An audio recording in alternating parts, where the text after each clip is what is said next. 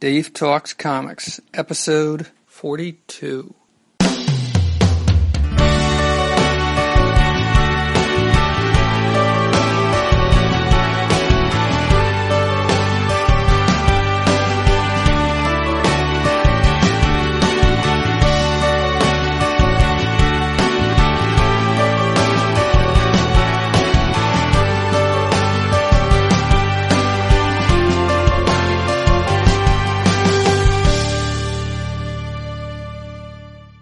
Dave Talks Comics is a podcast on the subjects of comic books and cartoons.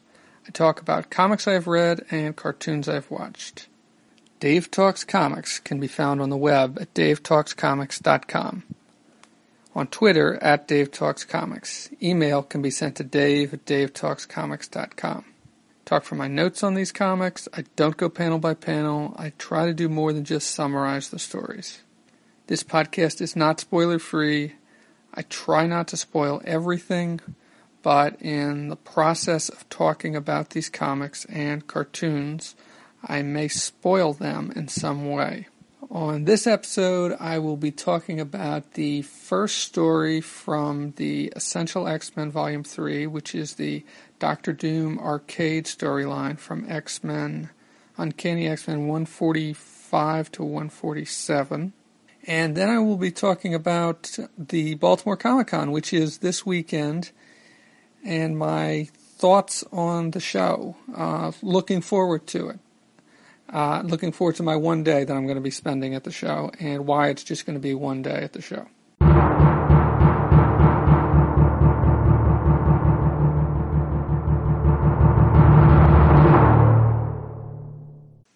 Uncanny X-Men 145, 146, 147. These issues are from 1981. They are all written by Chris Claremont and drawn by Dave Cockrum and Joe Rubinstein. On a recent episode of Dave Talks Comics, I believe I mentioned that I bought Essential X-Men Volume 3. And this holds... it begins with these three issues that I'm going to talk about now. And this is Dr. Doom and Arcade versus the X-Men.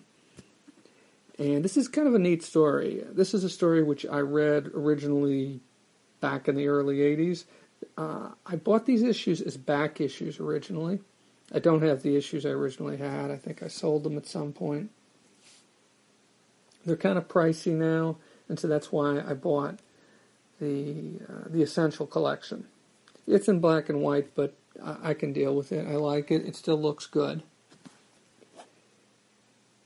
So, let's see. So it's the X-Men versus Dr. Doom and Arcade. This is, I'm pretty sure, the first time that the X-Men had fought Dr. Doom, and the second time they fought Arcade, although maybe one or two of them met Arcade in an issue of Marvel Team Up, I'm thinking. Because I think there's some reference to Angel, who does appear in this story, being part of, having met him in an issue, and I think the editor's note said something about Marvel Team Up. But it's only the second time that the X-Men have encountered him. Okay, enough of that BS. Let's see.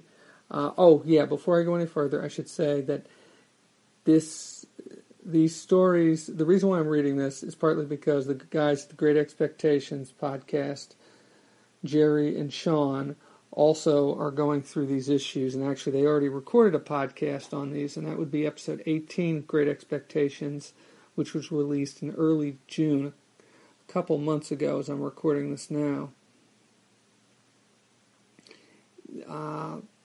So Dr. Doom, so Arcade has kidnapped, or Dr. Doom has kidnapped, one of them has kidnapped, Arcade has kidnapped the friends and family of a number of members of the X-Men, and I'm not going to go into the details of exactly who they kidnapped. But basically the X-Men organized themselves into two teams, and it was kind of neat because I thought they brought in, it's not just the standard X-Men from this era. I mean, you have Storm and Colossus and Wolverine and Nightcrawler. Cyclops is kind of off on his own, and he shows up in these issues, but it's kind of leading up to a story, leading up to his return to the X-Men, or his re-encounter with the X-Men, which will be in number 150. So you get like a page or two of him in each of these 3 issues, but that's about it. But for the most part, these issues focus on this battle between Doctor Doom and Arcade and the X-Men. So the X-Men friends and family are kidnapped by Arcade, and they get a message from Arcade's assistant, Miss Locke, I think it is, that they have to free Arcade, who has been captured by Doctor Doom. So they go to Doctor... Okay, well, hold on, back up. So the X-Men organize themselves into 2 teams, and they bring in a number of what I would call reserve members at this point. So Angel is with the team, Iceman, Banshee, who has lost his powers at this point, also Polaris, and Cyclops' brother, Havoc. And I've heard it pronounced different ways, but I pronounce it Havoc, so Havoc it is. So basically they organize themselves into a couple teams. One team is Storm, Colossus, Nightcrawler, Wolverine, and Angel. And the other team is Polaris, Havoc, Iceman, and Banshee. So the first issue kind of sets the scene. They figure out what's going on, what's happened. They organize themselves into 2 teams.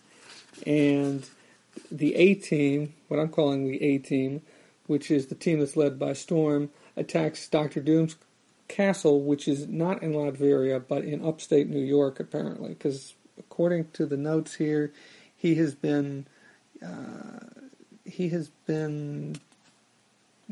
no longer has control of Latveria at this point, or something like that. Let me see if I can... It was recent... No, let's see. Well, okay, I can't find it. Anyway. So the X-Men come in to try and get Arcade back so that Arcade's assistant will let the friends and family of the X-Men go. But instead of that happening, they end up having to face off against some of Doctor Doom's traps. And basically they get defeated by some of Doctor Doom's people who are in mechanized suits. And by the end of the first issue, basically the X-Men have been taken down. The A-team has been taken down. So what happens then in the rest of the story is 2 things. The next issue kind of focuses... Well, in the next issue, what you first see is that the X-Men have been trapped, and you see the traps that they've all been put in. Because they all get knocked out, and then they wake up and they're in these traps. Wolverine is in this 0G trap where he can't figure out... It's very disorienting. He can't figure out where he is. Angel is on it's kind of like in a bird cage, where if he moves anywhere off this perch, he gets assaulted by these lasers. Colossus is in the middle of a whirlpool, on a rock that's in the middle of a whirlpool, and the rock is kind of crumbling and falling apart, and there's these lasers in the water which would blast him if he tried to dive into the water. And and Nightcrawler is in a box where he can't see anything. He can't tell where he is. So in a way, it's kind of similar to the trap that Wolverine's in, because it's very disorienting. And Storm, possibly the most interesting, and this plays into the ending of the story, Storm has been turned into... Dr. Doom has used some trick to turn Storm into solid... Let's see, where was it Oh yes, at the end of the previous issue, at the end of 145, he used it doesn't say what it is, but it turns her skin into chrome, but she's still aware of what's going on. So she's she's frozen in place, but she still knows what's going on, and it drives her crazy, and this kind of plays into the ending. So basically, you see all the X-Men are trapped, the A-team are trapped. Doctor Doom, it turns out, has a robot duplicate of Storm. Not clear exactly why. but it's really cool. The whole thing about Storm being trapped, because if you know anything about her, you know that or if you know much about her, you know that she has claustrophobia. And being trapped in there drives her kind of crazy, and there's a great scene where you can really see what's happening to her. And in her efforts to try and free herself, she ends up creating this enormous storm, hurricane, with winds whipping all over the place that eventually reaches out to cover the entire East Coast. And that's kind of where the first part of the second issue ends. Now, the second part of this issue is where the B team goes in to try and free the Assault's arcades setup, where his assistant Miss Locke has the captured friends and family of the X-Men.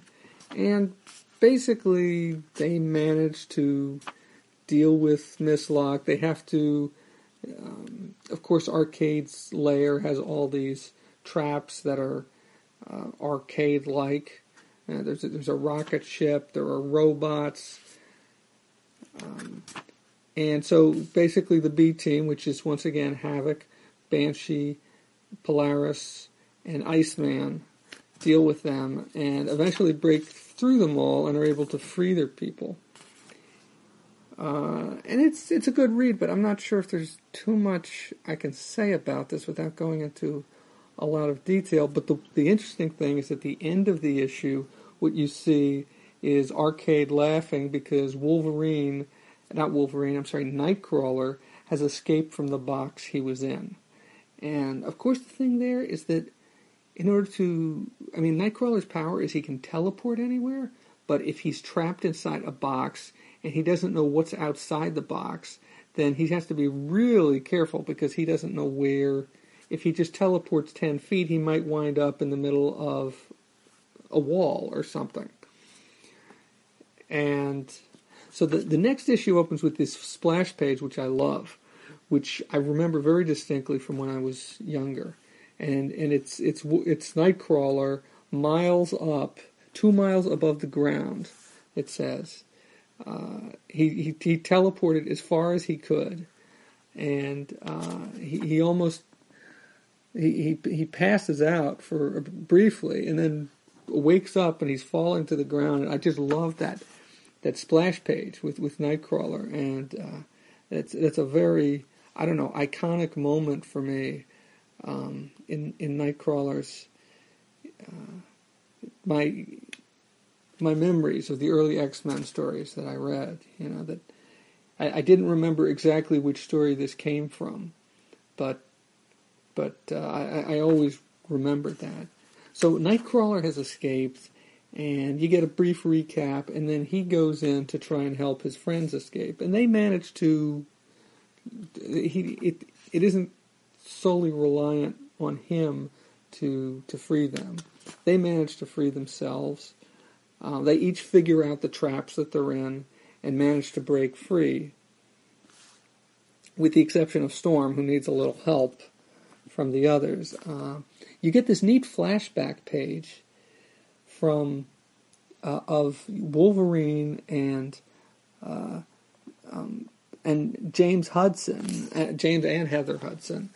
James Hudson is, of course, the hero who was at this point was known as Vindicator, later known as Guardian, the leader of Alpha Flight. And the thing that I love about this page, and it's just like 5 panels from this page, is that Wolverine is in uniform. And I can't ever remember any pages before when he was in uniform. His hair looks exactly the same. He doesn't quite have the sideburns that he would have later, but and it looks kind of like he's wearing mascara in one of these pages. But I really love this, but he's just as vicious as he was. And there's just something about saying Wolverine. When I say in uniform, I'm sorry, I should be more clear there. What I mean is he's in a military uniform, not in his one of his various Wolverine uniforms. And I thought that was kind of funny, or kind of neat, or kind of different. Anyway, so the X-Men all escape, and they manage to break through Doctor Doom's traps, and they confront Doctor Doom. They free Storm, but at this point Storm has gone crazy. And eventually they talk her down, but her time being imprisoned in that living chrome, she had created this enormous storm, and she almost kills Doctor Doom. Peter Colossus talks her down from it, but then she has to deal with the storm, and she can't just snap her fingers and the storm is gone. But she does manage to deal with it eventually, and that's kind of where the story ends. Like I said, you get a little bit about Cyclops here and there. But anyway, I thought this was a really cool story. I enjoyed it just as I did when I was younger. I'm sure it impressed me more then. I still enjoyed it now, but this was one of the earlier stories I read. And I'm looking forward to going forward, and especially to read like X-Men 150, and also the Brood stories, all the outer space stuff with the Starjammers and the Brood and Carol Danvers, who travels with them out into space, and some of the stories that go forward from there. So that's it for this X-Men versus Doctor Doom and Arcade story.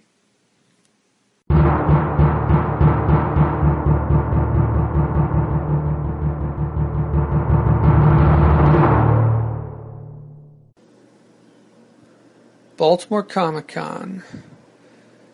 Okay, it's about 10 days before Baltimore Comic Con. I haven't bought my advance tickets yet. My plan, as I stated in episode 40, is to go Friday and Saturday. But then yesterday I went online and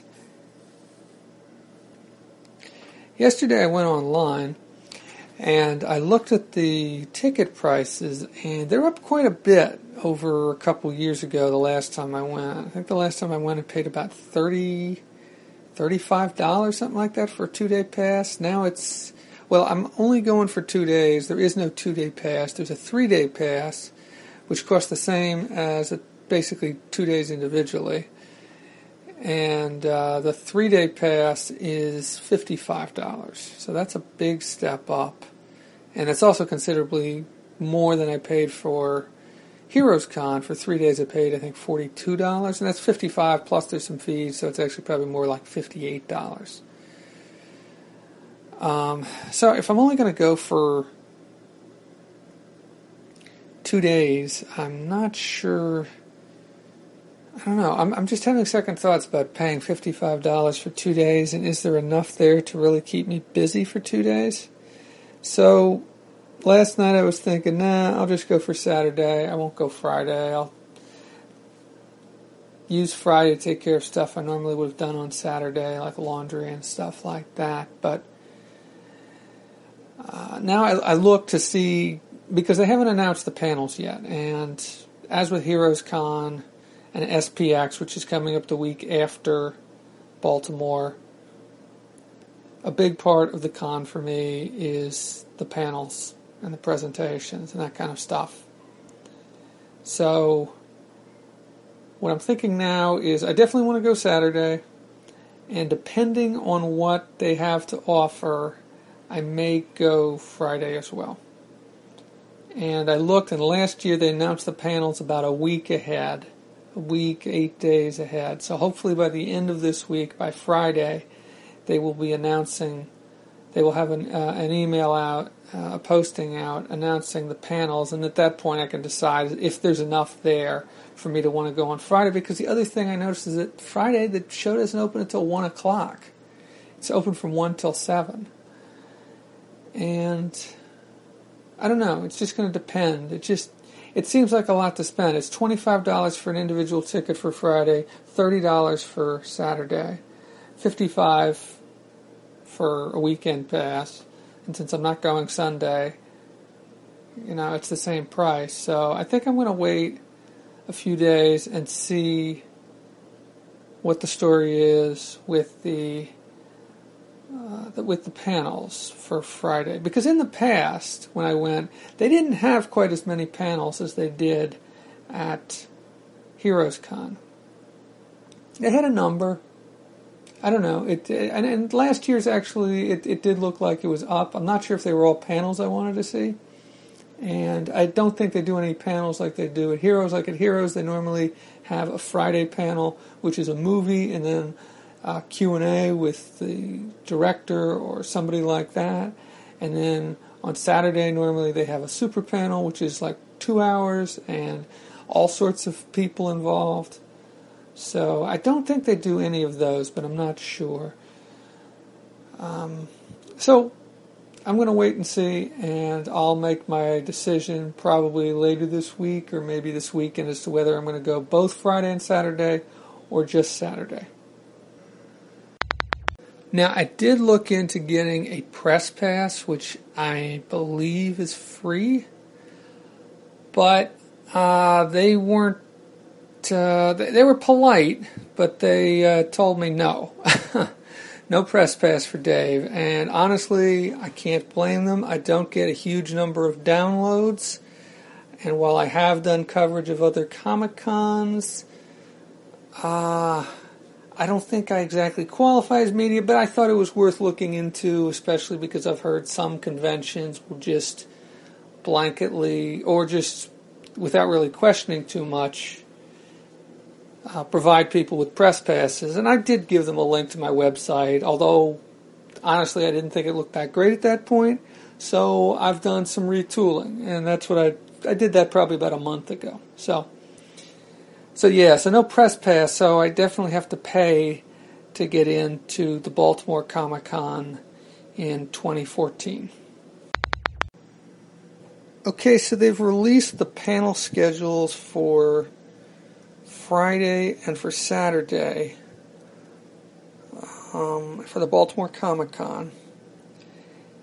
And I don't think I'm going to be going on Friday. That's what I said before.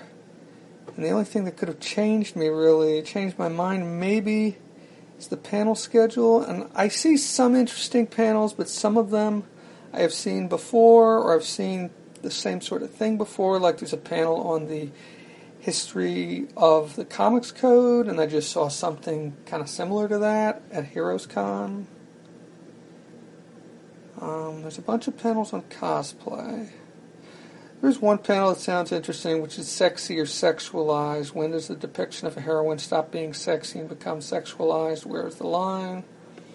They list a bunch of panel members: Paul Levitz, Marguerite Bennett, Christina Blanche, Dave Gibbons, Adam Hughes, Gail Simone, Tom Zoller.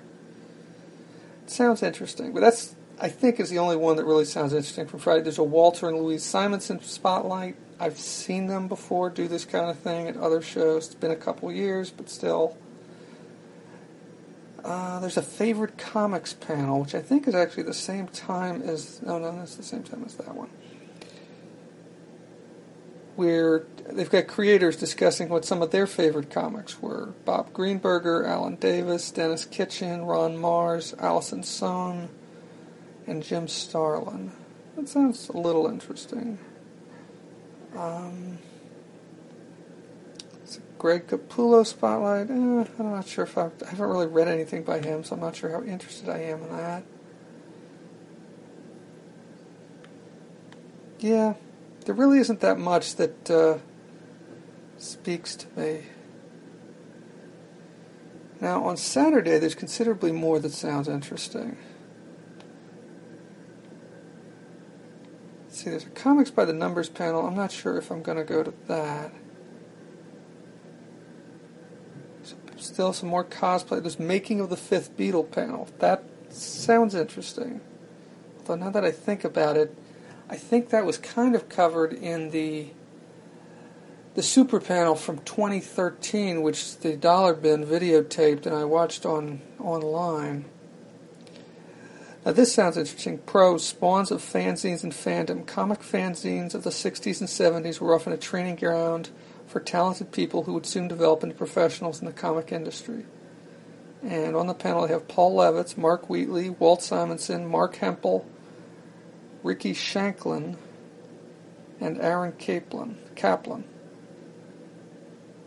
So I'll probably go see that. Gender in Comics. What is gender? How do we see it? This is Christy Blanche is the only panelist mentioned here. What does an editor do? Although, is that running against the... No, it isn't. Okay. This is another comic book legal defense fund panel, but I think I'm going to skip those this year. True Stories of Censorship. Now they got a bunch of spotlight panels. Dave Givens, Matt Wagner, Paul Pope, Gail Simone, Fred Hembeck, Garth Ennis. All of these sound interesting. I'm sure I'm not going to go to all of them. There's a bunch of publisher panels, but I usually pass on those. There's a self-publishing panel. This is Visionary, Headlock, Deadlands, and more. Oh, that's a publisher panel. No, I don't think I'm going to go see that. Let's see, what else? If that isn't another spotlight on Miracle Man, who I don't know that much about. Let's see. I think that's about it. There's a bunch of panels aimed at all ages, which usually means kids. Lightsaber training. Sounds great. The 3 Secrets of Making Great Comics with Ben Hatke. Paper Bag Puppet Pals with Chris O'Maddock. Oh, I bought something from the O'Maddocks at SPX a few years ago. Cartooning with Cosleys. Groove is in the art. Anyway, it's the panel lineup sounds considerably more interesting for Saturday than it does for Sunday. I'm definitely going to go on Saturday. The only reason I can think of to go on Friday is because I might spend all day on Saturday in panels. I mean, I figure I want 2 or 3 hours to roam the floor, look for comic books, talk to creators. I don't really have any plans to get any art this year, but I might. So hopefully the panel schedule for Sunday will be released sometime today, since the one for Saturday was released yesterday afternoon. And then I can start to make my plans and figure out, although I'm strongly leaning against going on Friday right now. I'll probably go Saturday and stay the whole day, maybe go for breakfast. Yeah. So that's it for my Baltimore Comic Con 2014 planning for now. Less than a week to go until Baltimore Comic Con. I've now seen the Sunday schedule of panels. Kind of wish this was the Friday schedule of panels, because if it was, I'd probably be going on Friday. Let's see, I'm looking through it right now. There is the things that interest me. There's a panel on Mort Weisinger and the Witch of Metropolis. I'm guessing that's Lois Lane, but I'm not certain. Yes, that's what it seems like from this description. That's from 2 to 3 on Sunday. And there's a panel conversation with Paul Levitz. That's from 11 to 12 on Sunday. Funny Animals panel from 12 to 1. Dynamite Pulps. Okay, once again, this is another publisher panel. A Wolverine celebration panel. This month sees the death of Wolverine. What better time to look back and celebrate this fan favorite? That could be good. Now, that's from 2 to 3, which is the same time as the Mort Weisinger panel. I'd probably go to the Mort Weisinger panel if I was going to be there. Another CBLDF panel, which I wouldn't go to because I kind of want to take a break from those. Breaking in and staying in the business, that could be interesting. Adam Hughes and Allison Sohn. What inspires many fans? The work of Adam Hughes and Allison Sohn has inspired many fans, but what inspires them? Peter Mayhew spotlight. a.k.a. Chewbacca, and the costume contest, which goes from 1 until 4. Yeah, doubt I'd go to that. Anyway, there's a few panels there. I think if this wasn't scheduled the same weekend, this particular weekend, I probably would go, but it's too bad. So anyway, so I'm probably going to be there on Saturday. I'm not going on Friday. I'm almost certainly going to be there on Saturday. And actually, the panels that I think I most want to go to are the Dave Gibbons Spotlight panel, the Spawns of Fanzines and Fandom panel, and the Gender and Comic Books panel. There's a bunch of other creator spotlight panels in addition to the Dave Gibbons one that sound interesting, but basically they've got creator spotlight panels going from noon until 6. Dave Gibbons, then Matt Wagner, then Paul Pope, then Gail Simone, then Fred Hembeck, and then Garth Ennis. I might go to one more other than Dave Gibbons, but I don't know. I think other than that, I'll be roaming the floor. I probably want to spend at least a couple hours on the floor, 2 to 3 hours, walking around, seeing what's for sale. Yeah. And who knows, maybe I'll buy some art. So I think this wraps up basically my advanced recordings for Baltimore Comic Con. I don't think there's anything else to remark on. There's nothing in particular that I'm looking forward to other than the panels I just mentioned. There's no particular creators I want to see. I may get some art, but I may not. I'm not sure. I may buy some books. I may not. I guess the thing I'll be most curious to see is independent creators, see what they have for sale, or some of the legacy creators, or I don't know if that's the right term, but the creators who've been around for a number of years and sort of stuff they have. And who knows, maybe I'll run across something that I haven't seen in quite some time. So I think this wraps it up for my pre-Baltimore Comic Con 2014 coverage.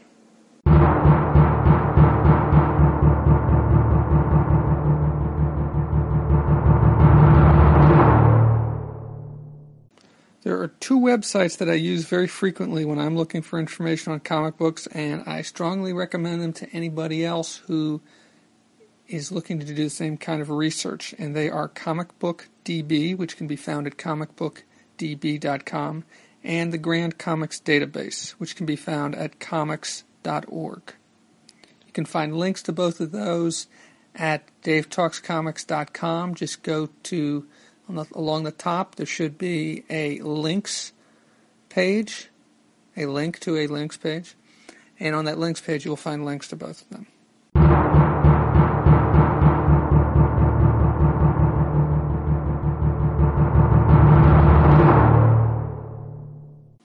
That's it for episode 42 of Dave Talks Comics. Dave Talks Questions or comments can be posted on the episode page at davetalkscomics.com, or tweet them to Dave at @DaveTalksComics. You can email your questions or comments to Dave at davetalkscomics.com. Next time on Dave Talks Comics, I will probably be spending the whole episode talking about the Saturday that I spent at the Baltimore Comic Con. Thank you for listening.